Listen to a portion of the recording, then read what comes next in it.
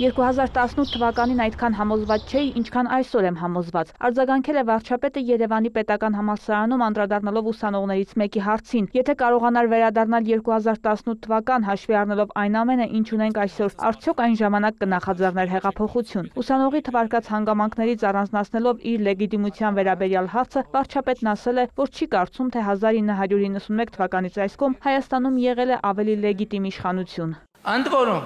ես ձեզ հետևյալը ասեմ, ես 2021 թվականին մենք գնացինք արտահերթ ընտրությունների։ Ինչու՞, որովհետև ես զգում եմ, որ պատերազմից հետո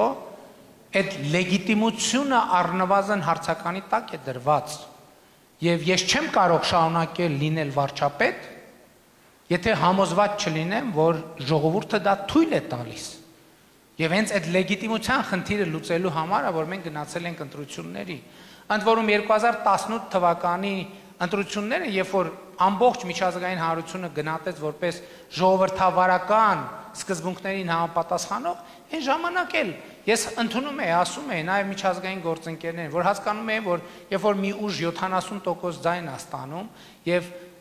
առաջին անգամ ի վերջո 95 թվականից հետո մենք ստանում ենք ընտրություններ, որի արդյունքները չեն վիճարկվում։ Դա հարց է, դե ընտրությունը ընդդիմությունն էլ էր ասում էր իշխանությունը կեղծելու անհրաժեշտություն չուներ, խի պետք է կեղծեր որ ընտրությունները։ Բայց 2021 թվականին շատ կարևոր էր, երբ որ ըստ էության մահվան սպառնալիքի ներքո ենք մենք այդ ընտրությունները անում, եւ շատ կարևոր է արձանագրել, որ մենք ի վիճակի եղանք անցկացնել ընտրություններ, որ ողջ միջազգային հանրության կողմից ընդունվեց որպես ժողովրդավարական, ազատ, մրցակցային։ Վերադառնալով 2018-ի հեղափոխությանը Փաշինյանն ընդգծել է 2020 թվականի պատերազմից հետո շատ երկար ժամանակ, ամեն օր վերադարձել է 2018 թվական եւ այդ կետից կրկին փորձել հասնել 2020։ Այսօր էլ ժամանակ առ ժամանակ ես վերադառնում եմ եւ այստեղ խնդիրն ինչ է, այդ կշեռքի հարցը իրականում կարեւոր է։ Կշեռքի հարցը շատ կարեւոր է, որովհետեւ ես ուզում եմ ասել հետեւյալը, որ եթե իմ թեզը ճիշտ է, այն որ այդ կշեռքի հետ կապված թեզը ճիշտ է, ես գիտեք ինչ եմ հասկացել, ինչ եմ արձանագրում, որ մենք կշեռքի այս մյուս նժարի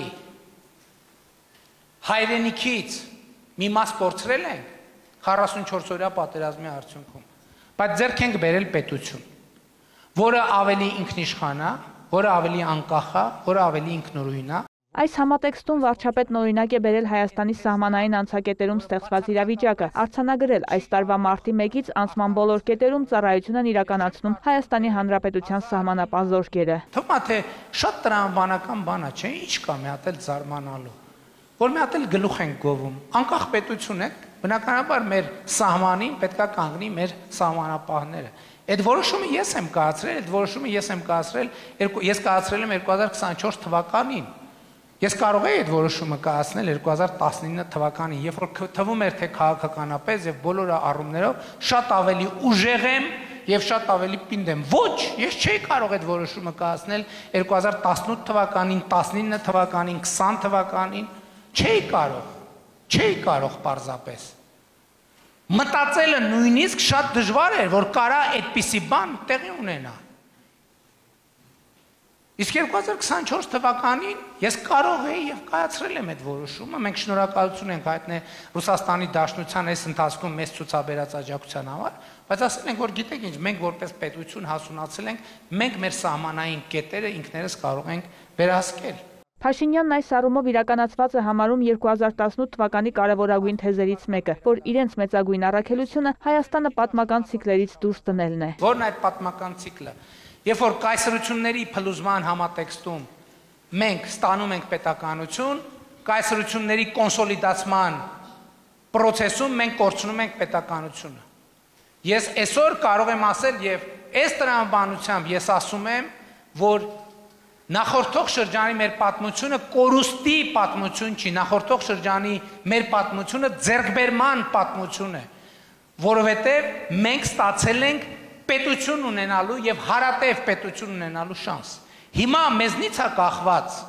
Մենք այդ պետությունը կստանանք, թե չենք ստանա։ Եթե մենք համաձայնվենք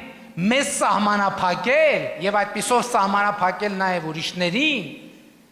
մենք կունենանք հարատև պետություն, որը կկարողանանք շանս կունենանք սերնդեսերունդ փոխանցել։ Եթե ոչ, մենք հիմա, հետո չէ, մեր պետականությունը կկորցնենք։ Վարդուհի Արզումանյան, լուրեր։